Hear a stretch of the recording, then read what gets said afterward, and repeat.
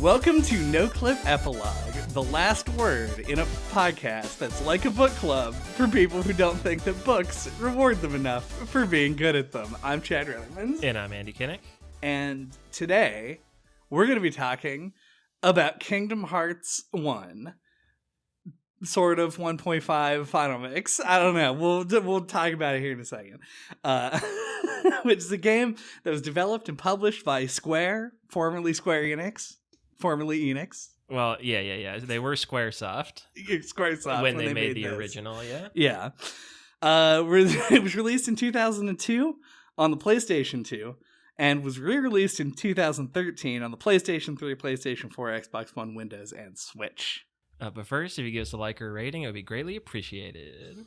So, Kingdom Hearts 1, you probably know what it is. It's an action RPG. Debatably, like, the game that sort of popularized the genre in a lot of ways. And it's the second time that we've talked about it on the podcast. The first episode, which I did not re-listen to, and you could not pay me money to re-listen to, was almost 8 years ago. Yeah, I think it was like 2016 maybe or something. It was a long time ago. It's been a while. So it's good to come back to it, especially for me, because this is essentially the second time I've played the game in my entire life. And we did this with Shadow of the Colossus as well, which is the last non-surprise epilogue episode that we did, where we played the original version a million years ago, and then now played a remake version, which is it's weird. That's hopefully not going to be a trend anytime that we do an epilogue. But it is true of this time. I don't know if there's anything. I am not an expert, and do not know what exactly is different between the original and 1.5. Yeah, and on the flip side, Kingdom Hearts is my favorite game. Right. So yeah. There aren't a ton of differences. Yeah, there was like it's really common to do special releases, editions of games in Japan. So the original Kingdom Hearts Final Mix came out in December of 2002 in Japan, and we never got that in the US. Okay. Then when they put out the 1.5 remaster in 2013, it was the Final Mix version. Okay. So, it has like a couple extra cutscenes, mainly filling in stuff of like what happened to Riku, which were unnecessary. It added a secret boss with Xemnas. Okay. Called like No Name or something like that. They added like special heart lists and like other like synthesis stuff. And like they recolored the enemies. For some reason. Just cause. Yeah. And I mean, that's about it. I mean, like some abilities are different. It's like, it's not that noticeable. Right. If you're not like familiar, like super familiar with the original game. Yeah, I think that's probably true. We just talked about the Resident Evil 4 remake recently, which is a remake of my favorite game. It's one of those things where I feel like it seems less so. Like, to me, the amount that Resident Evil 4 remake changed the original was like vast and obvious. But to you, you were like, you could have told me that this was like one for one, except for like these certain things that I obviously noticed. Yeah. Whereas with Kingdom Hearts, I was like, was that guy always blue? And that was basically the amount of me noticing the changes. Yeah, so. like I guess this is technically a remake because they lost all the original code and had to completely remake it. Yeah. But it's more of a remaster by definition. It's like just the same game but in HD. Right. So yeah, with just like the Final Mix, like special edition additions. I do want you to run this podcast for the rest of the life, but I do want to start at least by acknowledging that this is the year that I'm going to piss everybody off because we did Super Mario 64 and I just don't really like Kingdom Hearts 1 all that much. Having played it now as an adult and basically having not played it since I was, like a wee lad. Yeah, like in a teen, maybe. I could kind of feel it. Like, I don't remember, because it's been a while now since you were playing it, but like, I remember you like came in and asked me a question, and I was like, oh, he's not going to like this game. Like, I just knew it immediately based on what you were having trouble with.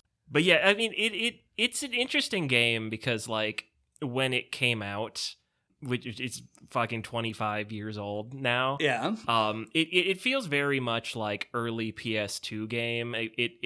It's steps above something like Mario 64. We talked about how that feels really aged. Yeah. Nowadays, but I think too like all of our modern conveniences in that we're used to in like AAA games now. But yeah, Kingdom Hearts is like a little bit better than that, but still has like jank. Like it doesn't hold your hand. There's like I remember like way back in the day, like in high school, talking with like JJ about Kingdom Hearts 1 and him complaining about like, oh, there's parts of the game where you have like no idea where to go or like what to do. And I don't know, I find it a lot of it is rose-colored glasses, but like I kind of miss that about games. Sure. I don't want to get into Kingdom Hearts 2 territory already. But I think that was probably a common criticism because 2 adds like this patronizingly stupid information bar that's like kill all the enemies. And they overcorrected for it. So I find myself, it makes me like double down on like some of the stuff that is more janky about this game, like in my eyes is like good. Right. But I will acknowledge that, yeah, it is definitely aged and clunky. Yeah. I stopped playing Kingdom Hearts 1 for the first episode in Deep Jungle, the Tarzan level. And when I got there this time around, I also was like, maybe I should just stop playing now. They really put their worst foot forward. Like, I genuinely think the Deep Jungle is the worst level on the PlayStation 2. No, it is the worst level in Kingdom Hearts. Like, I think other levels have problems sometimes, and other levels are much better. Like I think the best level in this game is pretty undisputedly Hollow Bastion, and even that there are parts that I'm like, this feels like a bit of an overreach in terms of design. But man, I feel like if you look at Deep Jungle, it's really like a great explanation of the things that I find tedious about the game. It's less that I don't know where to go. That does happen a lot. There are a lot of situations in this level where they'll use like the name of a location, but you have no real way of knowing where that is in any way. And Deep Jungle especially, you have to do these like this QuickTime Vine event, which is like a nothing thing. Like it's functionally impossible to mess it up. All it does is like waste time, and you have to do it like over and over again. Yeah. You don't actually have. You actually never have to do the Vine mini. Correct. Yeah, that was the way that I found to get to where I was going, and so I kept going back. I did realize later that you could go around, but it was not. That was not in my head at the time. But I think honestly, the biggest problem that I have, and I want to emphasize here that these are problems that I have, and I also feel like if you're like a diehard Kingdom Hearts fan, I've never met one in my life, but if you were one, I feel like you would know in your heart of hearts that this isn't really why you love Kingdom Hearts in the first place. This is not relevant. But like the areas in a lot of levels, and especially in Deep Jungle, and I think the worst offender of this particular criticism is probably the Nightmare Before Christmas level, where everything is just sort of like a really compact little circle zone, and then just rascal ass enemy placement where they just spawn in out of nowhere and like are seemingly endless. And so you'll do combat, and eventually you're just like, I'm sick of doing combat, I'm just gonna run through to the next area. And so it turns into like a Dark Souls speed run. And that is honestly the biggest problem that I have. I think it's a little bit too persistent for me to be like, yeah, I can see past it. But it's also not like you still got the fucking rockin' soundtrack. You got the game's actually well-written story as a major departure for many of the games to come in the series. So like, I can't hold it that much against it, but it is why I find the game kind of painful to play.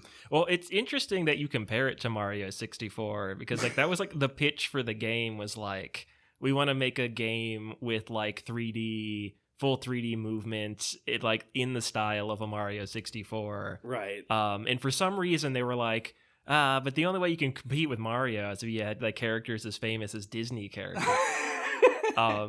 And bada bing, bada boom. That's how the idea was born. Mm. So yeah, in this one definitely is built more like a 3D platformer than other games in the series, which I think is a really smart idea for doing a game like Kingdom Hearts. For like the appeal for a lot of people is going to be visiting the worlds of like these movies they grew up with, because it's like in a platformer you're more interacting with the world itself. And you're like, there's more attention to detail put into the worlds, and like Kingdom Hearts really leans into like environmental interaction, like with magic and stuff.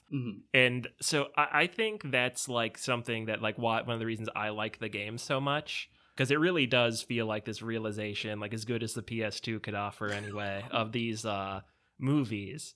And I just think they kind of knocked it out of the park, given the time period. Like it's kind of amazing how well they like model and animate these characters on a PlayStation 2, and they all feel correct and move the right way. Yep. It's really impressive. And the fact that they got so many, if not the original actors at all times, but the like at least very good sound alikes. Well, I mean, Disney handles that stuff themselves. Right. Like they have, but the fact that Disney let them even do it, right? Like on the first outing, it really raises the production value of Kingdom Hearts 1 way up above what you would expect. Like Disney was very clearly all in on this concept. Well, I this is all like hearsay and speculation, but like I think it's kind of the opposite, where like it was just kind of a different time. I know Bob Iger was the president of Disney at the time. I think they like got the game greenlit, and then I'm pretty sure they were just like completely hands off and like almost forgot the game was being made. And then were shown it, and then they were like, "Oh yeah, this is fine, whatever." And then like I think they were mostly left alone, and I think that's also one of the reasons why this one turned out more like future games feel a lot more like Disney was involved and had to sign off on every little thing. Yeah, and it feels a little less creative. Like the things in KH1 I wish there was more of across the series is stuff like Traverse Town, where you have like Merlin and the fairy godmother from Cinderella living together, and like you have like the Dalmatian house that's just there, and like you have like the crossover of characters more. There's like a melting pot of Disney stuff. Right. I think that kind of stuff is really cool, and I think once like in future games like Disney like let them do that specific kind of stuff less. Yeah, if you really like, if you compare this to Kingdom Hearts 3, the furthest distance in the series that you can go, like chronologically and seemingly thematically for some reason, everything in Kingdom Hearts 3 is quarantined off into its own little zone, and every world has a tendency to just tell the story of its own movie, whereas in Kingdom Hearts 1 it's apeshit. Like people just do whatever, and like the Heartless are very much involved in like the storylines that are being told, and everything else. Like it feels like the story of Kingdom Hearts is the thing that is driving the events in the game Kingdom Hearts. Yeah. And then in Kingdom Hearts 3, the thing that drives the events is that fucking Andy's going to college. Exactly. And you're like, fucking what? Like, what about, why is Xemnas even here? Yeah, that's a good way to put it. Like the story of Kingdom Hearts is having an effect on these Disney worlds, and rather than there's the story of Kingdom Hearts, and in the middle you go to Disney worlds just cause, right? Which is what the future games are like. Yeah, like and they like you see them like doing interesting things, like in the scenario writing. Like I like with Deep Jungle where you first get there and Donald is like, I don't want to go to that world. King Mickey wouldn't be there. We should just skip over it. And obviously Sora disagrees and they crash the ship, which I think they should have milked that. I feel like you shouldn't have been able to leave the world until the end. Like you had to get the ship fixed or something. Agreed. I think that would have been cool. And like there's inter-party conflict. Like Sora, Donald, and Goofy don't like each other at the start. And like there's other worlds like Halloween Town, we show up and the Heartless aren't evil. Right. That's interesting. Like you see them playing with the ideas in ways that they don't in later games because everything's just kind of taken for granted that it's just the way that it is. Yeah. So I think all that stuff's really cool. Yeah, Halloween Town is probably it's like my second least favorite level to play, but it is my favorite level for how they integrate like the Kingdom Hearts part of the story with the world itself, because it's like Jack is collecting all of the Heartless in order to put on like a grand Halloween Wants them to dance cabaret. with him, Yeah, it's amazing, and like has this whole thing, and the mayor and the fucking weird doctor guy, Dr. Finkelstein. Yeah, it completely like are involved. Yeah, and he's like Dr. Finkelstein's like doing experiments on them, like which is what his character would do. Yep, and he like tries to make a heart, which is a very his character thing to do, but also is a very Kingdom Hearts thing to do. Yep. Leads potentially into artificial hearts and data, which is a thing that just is in the series later. They should have brought him back specifically as like an advisor for Organization 13. Very good stuff. And I do really like that. I think that the integration is done so much better in this than it is in the other ones, which I have a better memory of. And it just like, going back to it, I was like, oh yeah, they did actually sort of know what they were doing originally, at least. Yeah, it kind of feels to me almost like they were shocked that they were allowed to make the game, like that it actually was getting made, and like they must have just felt a lot of pressure to like live up to like the Disney standard of quality. Like, and I mentioned like the animations and the modeling and stuff, but like the music I think is the real like heavy hitter. Like Yoko Shimomura is the composer, and she's my personal favorite like working composer in video games, but like she like fucking kills it. Oh yeah. Like all of the music feels like it fits, and she knows exactly when to use the actual music from the movies where it feels appropriate and when not to.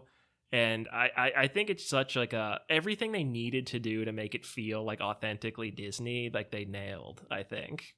Yeah, I think that the music especially, I think, is probably is a big part of my enjoyment of the game. And I don't have, you know this very well, I have no attachment really to Disney soundtracks.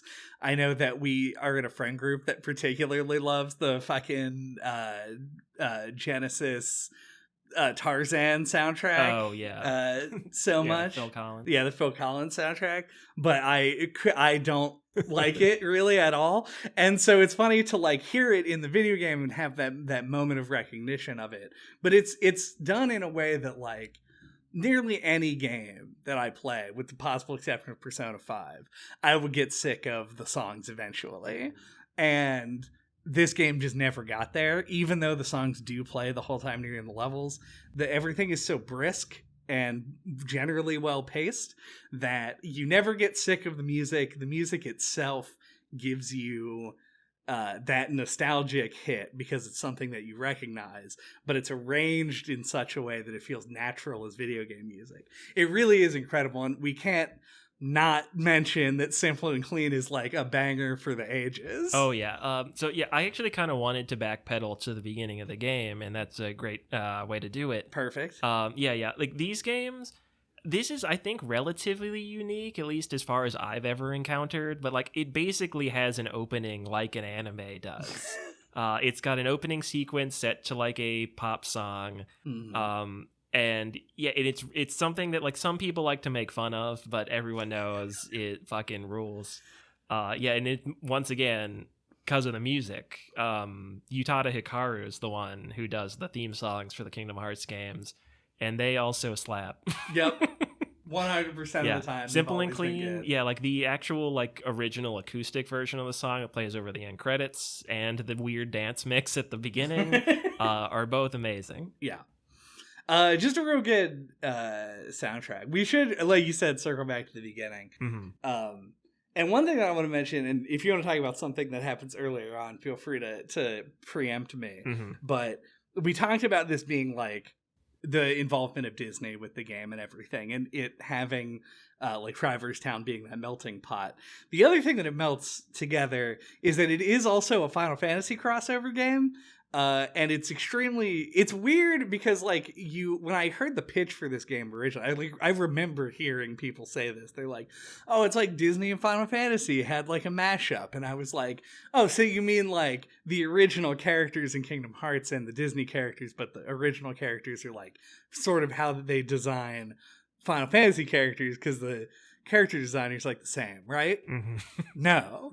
Fucking Leon is there, and Yuffie, and Aerith. and fucking Tidus and Waka are on the islands. It's actually kind of wild that they just put, especially Tidus and Waka and Self. and so, yeah, because they are like child versions of themselves. It's such a bizarre crossover that like blows my mind. And then they ask you like, hey, is strength the most important thing to you?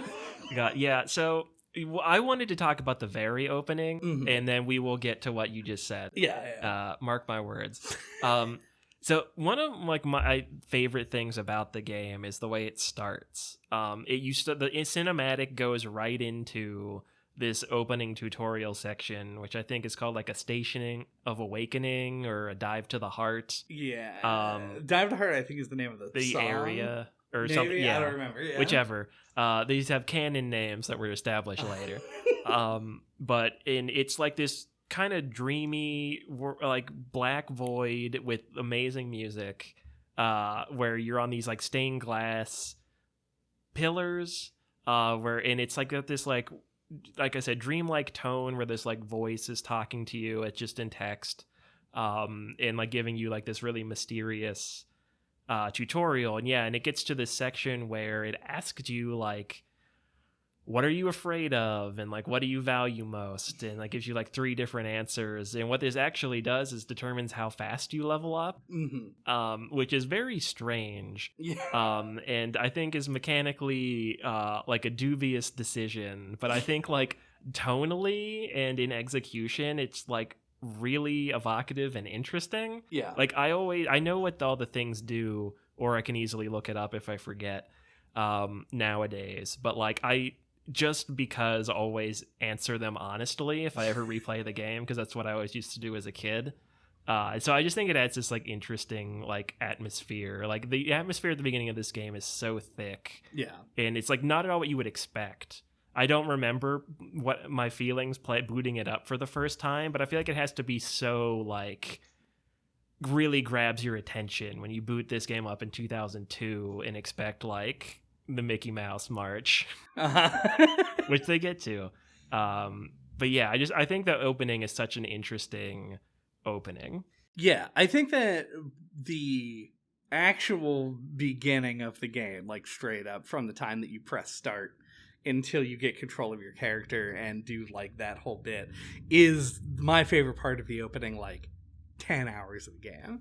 Like there's a point later on where like the game picks up and I feel like I'm really enjoying it again, but that beginning part is very good for the same reasons that you said. But I would like to say that I think the fact that effectively the difficulty setting of the game that is one layer deeper than the literal difficulty setting that you choose is a genius. I think more games should do this by changing the game based on your responses to things and not telling you about it. Because it is interesting.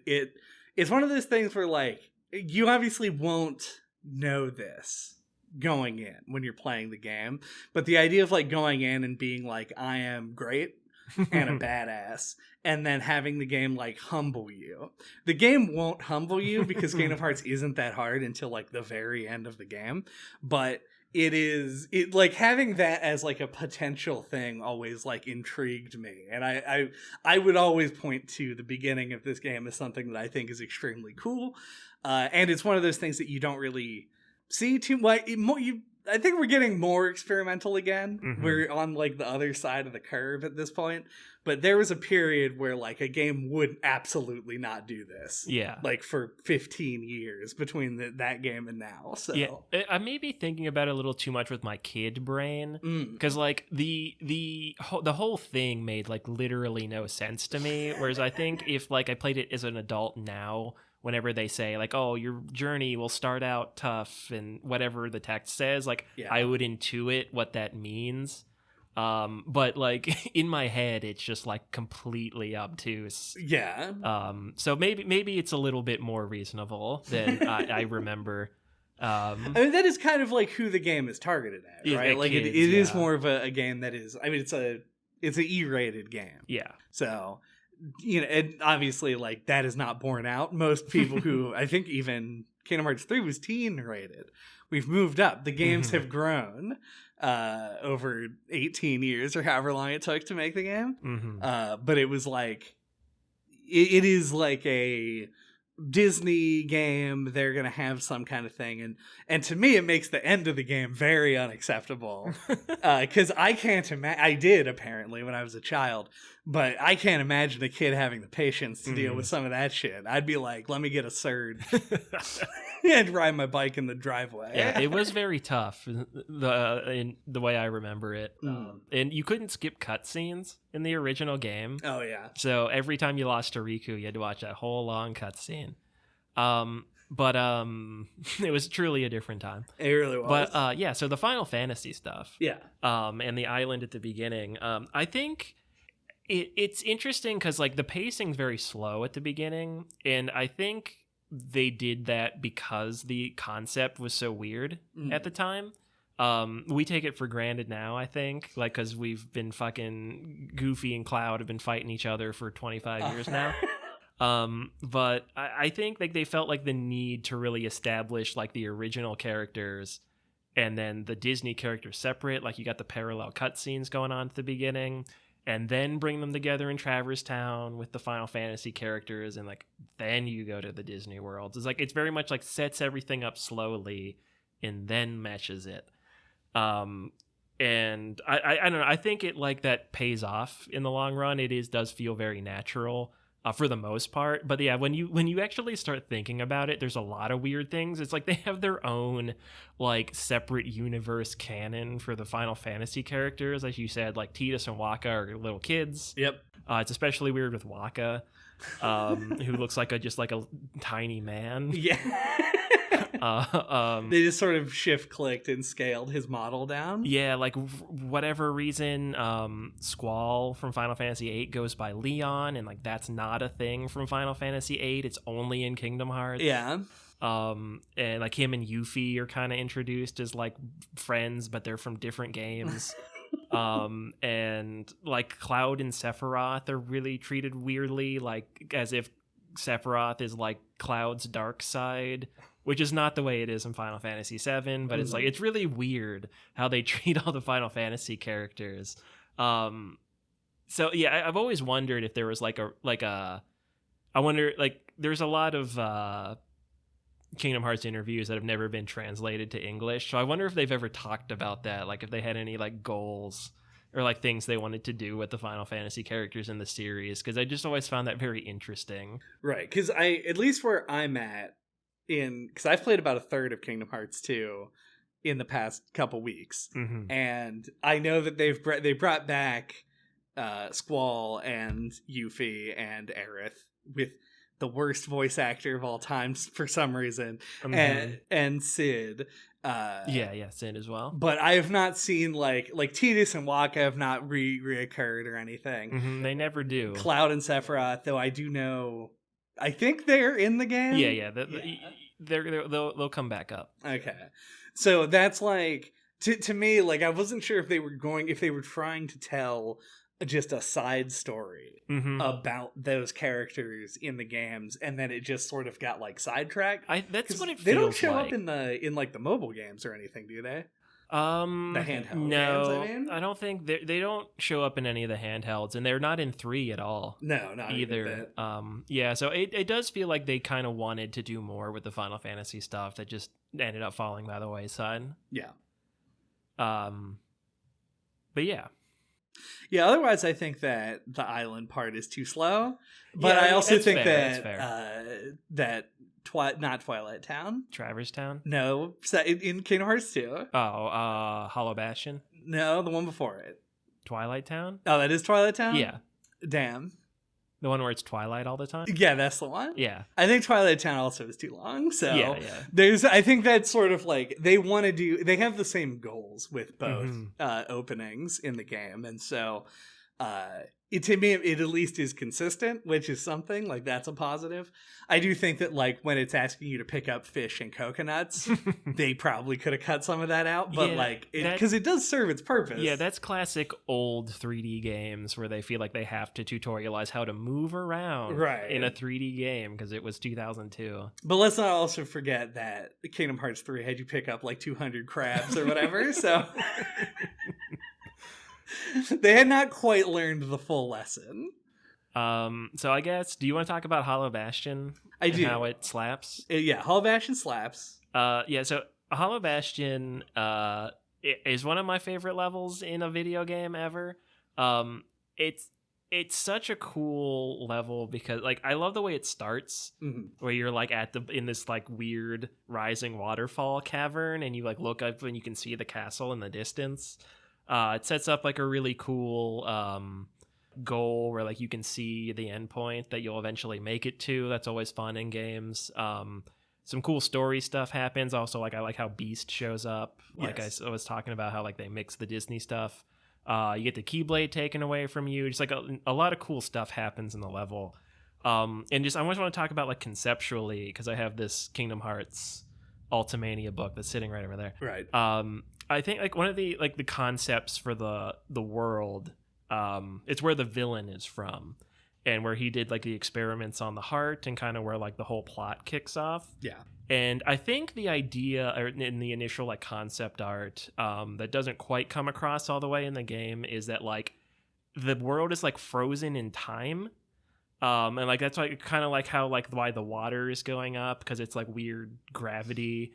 Like it's kind of suspended. Like the concept art shows like more of like a city under the water, right? And which you don't really get to see in game. And it's like all that's like it's like the world was like being destroyed, and it's like frozen like right before it completely disappeared, and it's just the castle, and it's all corrupt and everything, which is just like such a cool idea. Yeah. And not only that, but you don't get clues into Hollow Bastion specifically, but because Ansem is not set up as being the villain really in the story until quite late. Yeah, it's pretty subtle. Yeah, so Hollow Bastion also gets to be this pinnacle of like the plot to capture the princesses is foiled. And Ansem rises as the actual villain, who, if you are a good boy and are reading the Ansem reports that you pick up, is like, he is a bastion of knowledge, right? Like, he is teaching you things, and then to get there and realize that he's actually trying to embrace the darkness is much more like, I don't know, there's like a lot of emphasis placed on Hollow Bastion as a world that I think really it kicks ass at being, because it is also like a very cool conceptual world. Yeah. It is where most of the plot happens. Like, you say like it's an interesting thing, like what they do with the story, because like I think it's really hard to pull off a villain like that where like they're absent for most of the story. But I think Kingdom Hearts pulls it off really well. Like Ansem's like first talked about like actually out loud in a cutscene early on in Traverse Town, which I think makes it stick in your head a little bit more. And you go on to the like all the Disney worlds, and like you yourself, like as Sora, experience a lot. Like it's kind of like it sets up like a almost kind of like Star Wars-esque like good like knowledge versus wisdom sort of thing, instead of like good versus evil. Yeah, it's like Ansem studied the heart, and that kind of led him down this like road of like thinking, oh, like maybe like hearts are actually made of darkness and everything. But then you got Sora, who has, like, if we're talking in D&D terms, more like wisdom that he gains from, like, actually going to all the worlds and having, like, experience with people and hearts. So you have that kind of, like, ideological opposing thing, which culminates at the end with the whole Kingdom Hearts is light thing, which I think is really effective. Yeah. Like, it does a lot with a little.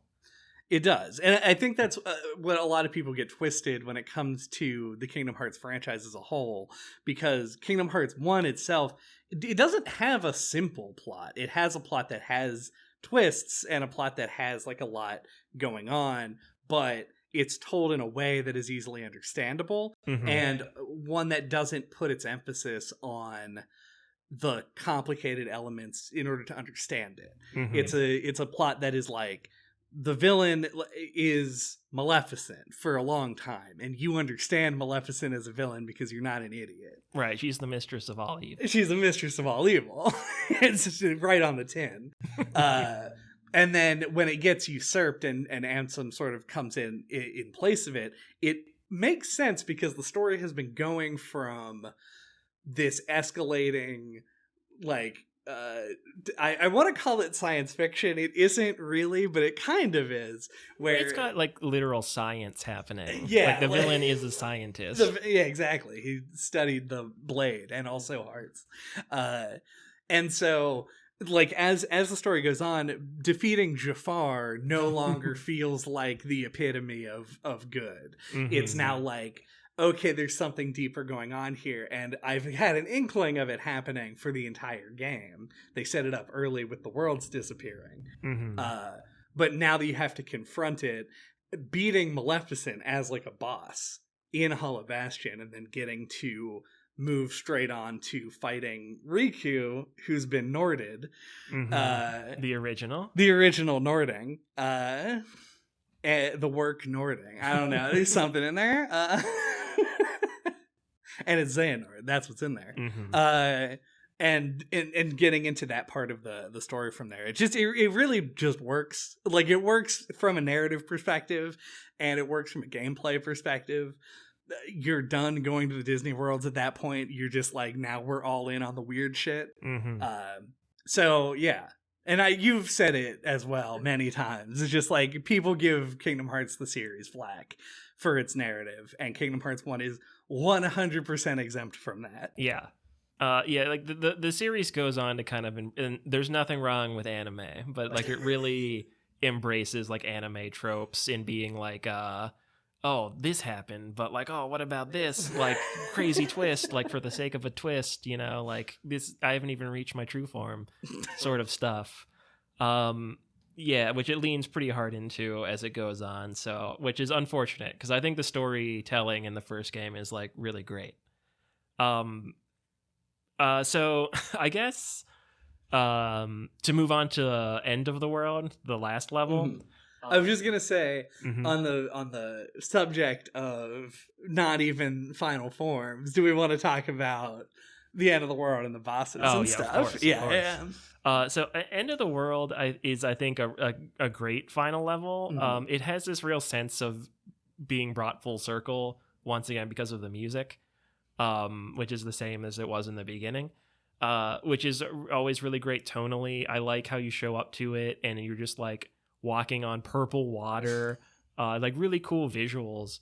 And one cool thing I had pointed out to me by this YouTuber named Frustrated Jacob. Go check him out if you're interested in Kingdom Hearts. But there's like an environmental storytelling thing that I never picked up on personally. But throughout the game, you actually like see gummy blocks in cutscenes. Like, they're these little models of these little squares with like jagged pieces sticking out of them. And it's like they make it like a point to show it to you multiple times. Like, there's several cutscenes with it. And then in the End of the World level, you have the Great Chasm section, which is right after the beginning, where you jump down in. And there's all these like blocks with spiky things sticking out of them that look a lot like gummy blocks. So I think the implication is supposed to be that the gummy blocks are actually like what worlds are made out of. Like, they're like the internal like rocks and things from the worlds when they disappear. And it ties in with like the journal entry where Mickey talks about the meteor shower and how he found a gummy block, and that's how he made the gummy ship. Right. So I think it's like a really cool fan theory that I think is true. One that sort of works. Which is really cool, I think, and it's just never brought attention to. I think is like a cool, subtle thing. But anyway, then you fight the Chernobog from Fantasia. And it's great because to me that actually lends even more credence to the idea, like the gummy block idea, because ever since Fantasia, actually from before that, but it was more of just sort of like a fad in cartoons at the time, Disney has always been about embracing sort of the like meta side of its characters. Whenever it's doing something that is like Disney but not a specific story, it loves to be like, and remember, they're cartoon characters, you're like, they're drawn with ink, or they can do these impossible things, right? And Kingdom Hearts is not an exception to that, and so to me that makes sense. And Fantasia is always the one because it is like a cartoon that is set to a real life orchestra performance, Night like, on Bald Mountain. Yeah, like it's such a notable example of something that like the physical world is such like a important part of Fantasia as a work. And then you fight the Chernobog from Fantasia, and it fucking is cool. Yeah. Yeah, I remember that blowing my mind as a kid, that they actually would include something like that. And once again, talking about pulling cool Disney stuff. Yeah. KH1 does it better than any of the other games. But I guess to back up just a little bit, I forgot about the World Terminus section, which I also think is really cool, which is another thing that's not pointed out to you, but I think was communicated to me really well even as a kid. It's like this part where you have to like go through these portals, and they can take you to like, each one takes you to a room from one of the worlds, and you fight a bunch of enemies and you get like a chest or whatever. Right. But like, I think the implication is just that that's how the Heartless get to all the worlds, is they have like a portal to each of them, which I think it's just cool. It's environmental storytelling. It's interesting. Then you get to the Hollow Bastion one, and it has like Ansem's like fucking little research lab, and you get to read like a book that has like some lore in it, and it's just I think really cool. Yeah. And well done. And then after that, you move on to that room where you have to fight like a bajillion Heartless while the pieces of the heart fall off the wall. Yeah. Which to me walled me pretty hard as a kid. I thought that was the hardest part of the game. I did. The only thing, and you know this, we haven't really talked about bosses. I don't necessarily think that we need to. But the only thing that killed me in this game more than like this ending gauntlet of things, like I only died once to the like Million Heartless fight because I was being extremely careful after the first death. I died to the Chernobog once, and then obviously the fight with Boat Ansem was tough for me. But was fucking Big Ursula, which is the most horrible fight in the whole game. Yeah, Clayton and Ursula tend to be difficulty spikes for a lot of people. Clayton is in Deep Jungle. Right. Because you don't have Cure yet. That's what makes him okay. I've steamrolled that. Oh, go. That's good. Yeah. That's good. Yeah, a lot of people quit the game there. Oh, wow. Yeah. I did too, but I didn't even get to him the first time.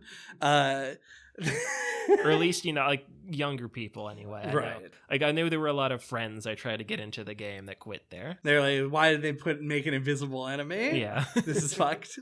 But that fight with the Heartless is, I want to say, 5% too long. That's my read on it. I feel like by the time, maybe that's a good thing, because obviously it's trying to be like a stressful situation for you. Yeah, you're in the belly of the beast. Yeah, and the combat in the game is good. We didn't really talk about it at all. Yeah. I thought the combat might be bad. Yeah. But it actually isn't bad, because I went and did the Coliseum fights. And that's why I sort of landed on, it's actually the level design. It's like too tight. The quarters are too small for you to be able to do much. So it's not like I'm not having fun with the combat. It's just that like every enemy in that fight, with the exception of the balloon monsters. Oh, they can block you. Yeah, have like periods of invulnerability where you just have to like wait them out. Dodge little fire circles. And I think it makes the fight good for a while, but then at the end it's like, please, can it just end? Well, and especially after you've done the whole world, like you've been fighting those enemies the whole time, and we've done everything in the world. It really is an endurance test, and you've done everything in the end of the world. But I guess we can talk about the combat briefly, so we don't go too long here. Yeah, but I feel like I've done a lot of thinking about Kingdom Hearts combat. I remember after doing this podcast and playing things like Dark Souls, playing things like Monster Hunter, Devil May Cry, etc., all these other action combat games.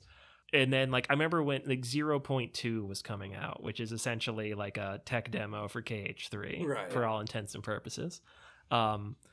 And I remember like talking to JJ about it and being like having this thought like I hadn't considered before. I'd be like, oh no, like what if I go back to Kingdom Hearts combat and it sucks now? Because like, you know, you have the little command menu on the side and like there's a lot about it that feels like very old game design where like they felt like they needed a little menu for magic and stuff when they could have used buttons probably. Yeah, like so I think like it's Kingdom Hearts has like a million abilities. That's at least in this first one. I think the other games have their own unique issues, but like I think the abilities, because I think they want you to make builds. Like I don't think they want you to equip all the abilities, which is what everyone does.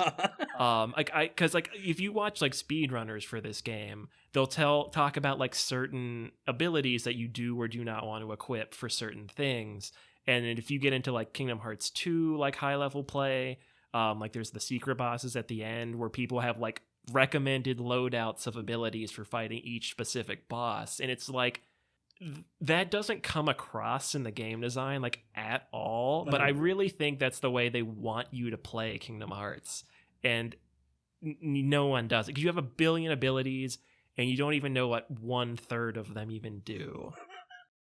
Yeah, I think one of the big problems that I think Kingdom Hearts combat has in terms of like what the game seems to be hoping that the player will do versus what the game actually encourages you to do, which is you want to put all of your resources, and I'm not saying this like you, the dumb person not engaging with the game's genius systems. Also, to play optimally, what you want to do is dump all of your resources into Sora, because you can play Sora.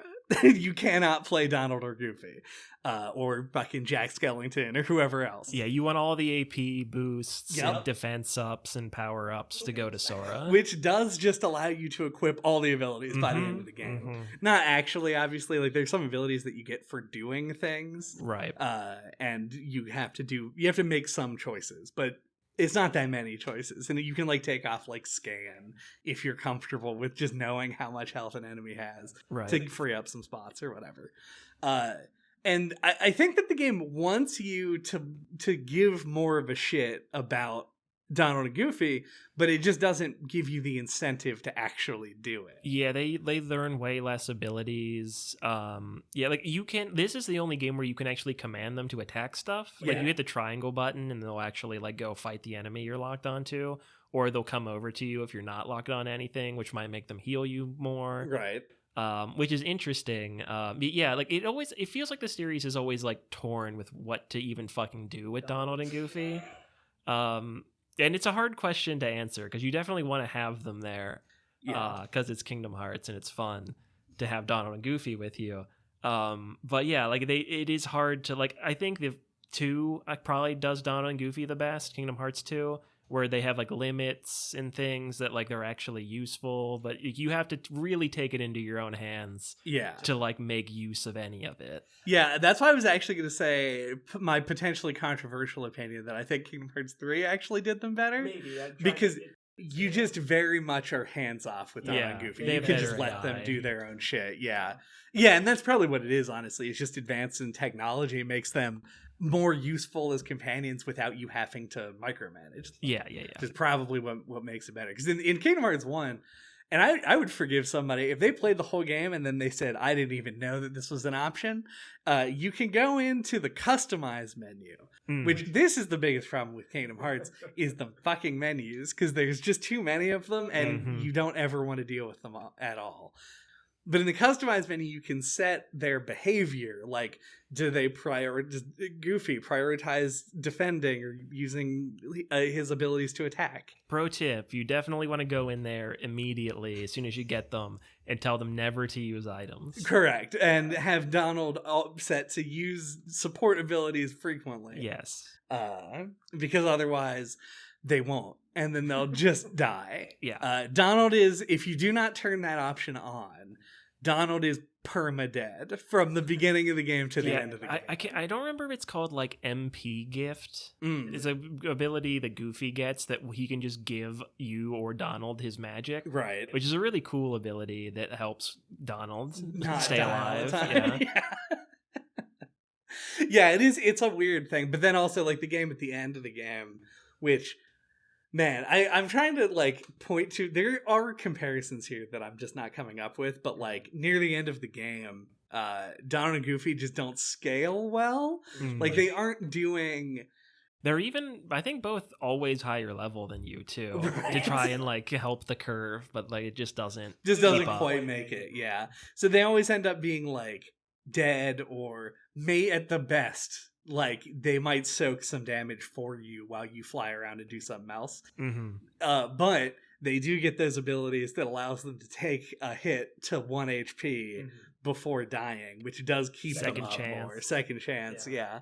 So like they knew, like it's not like this was a bad execution of friendly AI, but it is like a of the time execution of friendly AI where they just don't feel like they're quite there.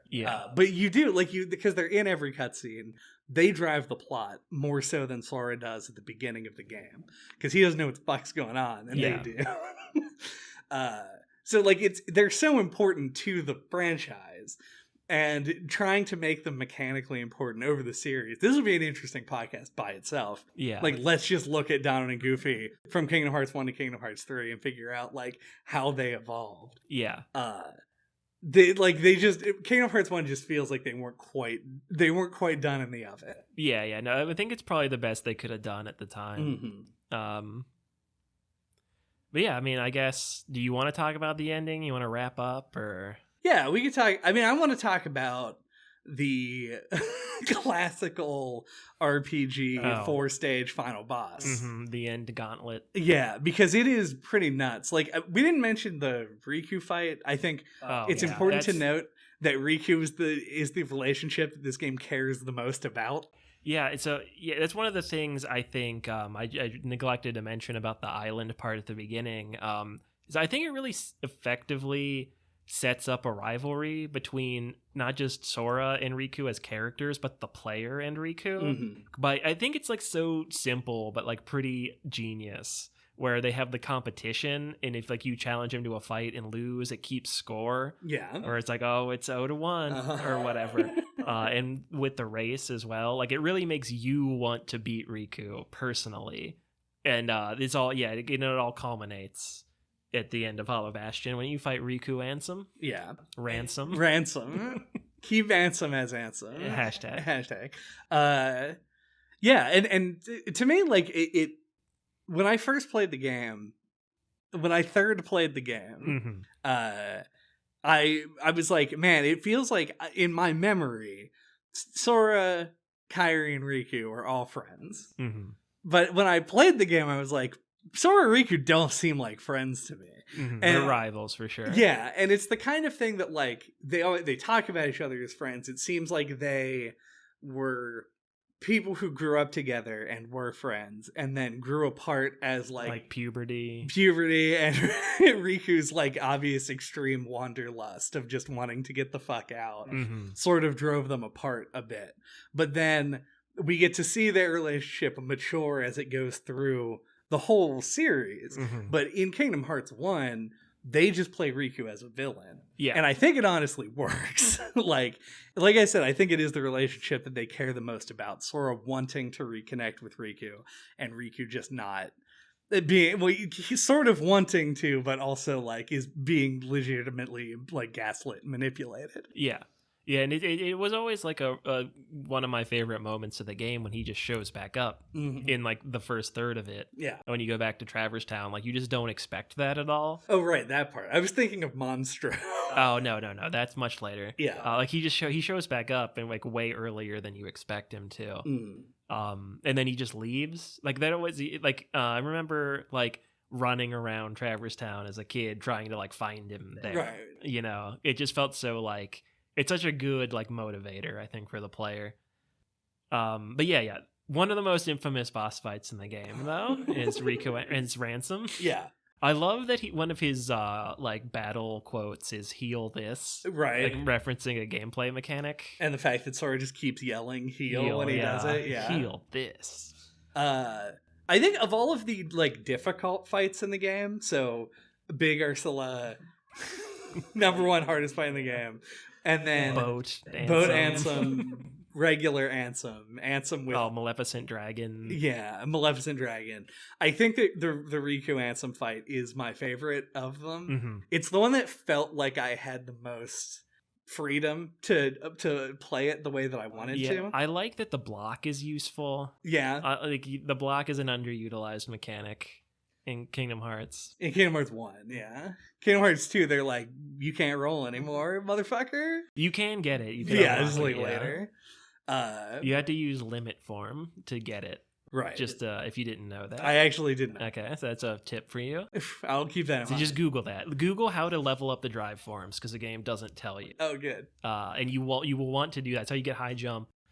This is important for anybody who's listening to this. If everyone's playing along. And is going to play along and play the second one next. Just Google that. Yeah, just Google that so you can level those up. To at least Google this. Yeah, Google this. But yeah. No, it is probably my favorite fight in the game as well. Yeah. And then my least favorite fight in the game is Boat Ansem. Yeah. I think regular Ansem is a cool fight. I wish that Kingdom Hearts has just gotten worse and worse about this as time goes on. But like the Ansem fight on the beach is such a cool fight. Yeah, like the distorted Destiny Islands beach. Yeah, but he has like 152 health bars. And it's like if that was just a shorter fight, I think that would be super cool. Like I wish that he would have murdered me so that I could like get in and like learn to do the fight. But then like because it takes so long to do, I'm like, okay, maybe don't kill me. Yeah, I feel like they should have cut something out because you do that fight, then you fight Darkseid. It's just Sora. Then you do the exact same fight against Ansem again, but it's just Sora. Right. Like it feels like one of those things should be removed. It is a lot.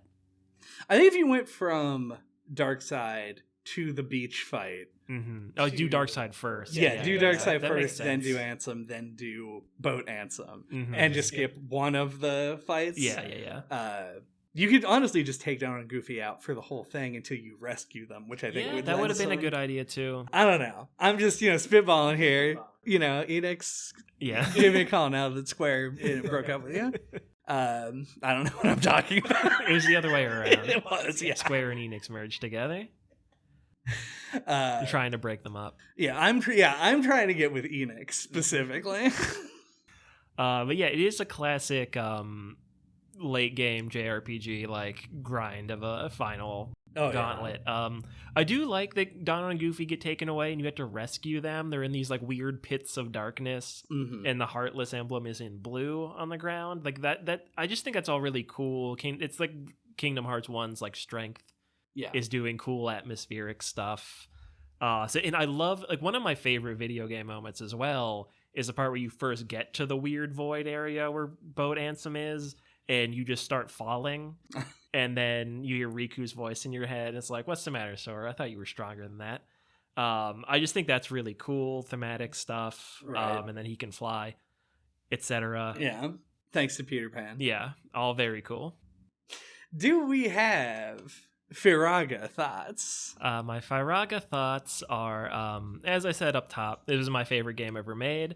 And like there was a period of time where I would kind of worry that like I'd come back to it one day and it would not hold up, but kind of the opposites happened. I feel like every time I play it, I like it a little bit more. There's certain things about the game design that I think are fantastic, like things that like certain games, like a lot of games now don't do. I think it's like an interesting game to look back on for any current developers.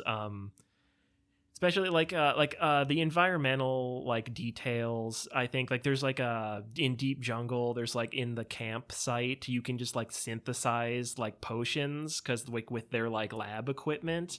That's like a cool thing they didn't need to do, but it's in there anyway. Like little things like that. I think are like just go such a long way, especially for this series. Like I know you said that you hate Deep Jungle, but Yeah. like one thing I didn't really talk about is how I think each world tried to be a little bit unique. And in Deep Jungle, I feel like they do want you to feel like you're lost in a jungle. Probably like, for worse rather than for better. But I like that they went for it. I know a lot of people also hate Atlantica because they don't like the swimming controls. But I like that. I like it as a difference in kind. I like that all the chests are seashells and that there's no Dalmatian puppies there because they would drown. Like I like those kind of like internal consistencies and attention to detail and like, just like respect and thought put into the properties they're working with are like just outstanding. And I think, yeah, like the combat holds up surprisingly well for a game this old. And I don't know, like I guess I think the storytelling is also like I get like sucked in every time. Like when I replay like KH2, I like KH2 a lot, but I'm so much more tempted to skip the cutscenes. But I've played Kingdom Hearts 1 probably twice as many times, and I don't ever feel like I want to skip them. So yeah, I get really sucked in, and I guess I would just quit jerking the game off and just say I really love this game. I think it holds up in a lot of ways. Yeah, there's some things that are clunky and do feel like they're from 2002, but it doesn't matter to me. I still love it. I'm gonna refrain and cut out making a ruined orgasm joke because you were jerking the game off. My thoughts about Kingdom Hearts are that the game is old, and I am very young and spry, and and I feel like there's a lot of really good ideas here, and to say that there aren't would be just a blatant lie. The game has one of like probably like top 10 most rabid fan bases in video game history. No, I'm probably discounting something here or there, but I feel like there's a lot of Kingdom Hearts fans out there, and I think that a lot of that comes from a love of Disney and of old animation. And if there's anything that Kingdom Hearts just like uncontroversially nails, it is its presentation, its aesthetic. It's able to bring the properties of Disney in to this world that is very it's a Squaresoft ass world that makes sense. Like they somehow managed to pull it together in a way that really functions, and the music is great and all of that. And the fact that I don't like the game on a mechanical thing shouldn't really mean anything. I think 23 years later, like it is a old game, and there have been other games in the series that have iterated on its systems and sometimes make things worse, sometimes make things better. But for the first game in the series to work so well on so many levels is genuinely impressive. I don't know. Like my favorite parts of the game are the beginning and the end, and all of the Disney worlds don't do anything for me. They do things for me, but they don't do anything for me that makes me want to play them. This is like I would rather just watch the cutscenes for the middle half of the game and then just play the 25% on either side, because it just didn't quite get there. But I am glad that I'm done playing it and can look back on the parts that I did like and remember them in my imagination for the next time I inevitably attempt to play the game and go like, oh yeah, I forgot how old it was again. And being about a third into Kingdom Hearts 2, I do know that like it seems like this was probably a criticism that was put forth from other people, because it is the polar opposite of the problems that I have with this game. And then some of the things that I liked about this game, they also went in the opposite direction, but we'll get there next time. So yeah, I don't know. Good game. I liked it. I'm not a big fan, but you know, it's still good. I feel similar to it than I do toward Super Mario 64. So go listen to that. Engagement. Thank you for listening to NOCLIP Epilogue this week. What are we talking about next time? Next time, we're going to be talking about The Secret of Monkey Island. And also, as a side note, if we sound a little bit different this time, we are recording in a different state. Mm-hmm. So if this becomes the thing that makes us world famous and super rich, we will have to file our taxes awkwardly. So don't listen to this episode. Oh no, it's too late. Until that time, you can get a hold of us. All of our contact information is on our website at noclippodcast.com. or on splattershot.pro. There you can find links to our YouTube channel, to the Twitter account, to our Discord, where you can suggest new games for us to talk about. And you can listen to all of our old episodes, including ones on Kingdom Hearts 3 and Kingdom Hearts 2 in a couple weeks. And Final Fantasy X. Yep. And not Disney Extreme Skate Adventure, unfortunately. Honestly, one of our biggest missed opportunities. Mm-hmm. One day. Key that like button. Sliding dash that like button. Did we do an entire Kingdom Hearts podcast and not say the word Keyblade? Yeah. That's weird. Deep freeze. Deep freeze. In the comments section. Exactly.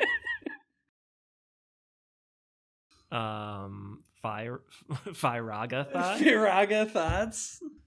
I'm okay with that. That was good. I feel like we've done fire thoughts. Yeah, Firaga. Yeah, that's totally different.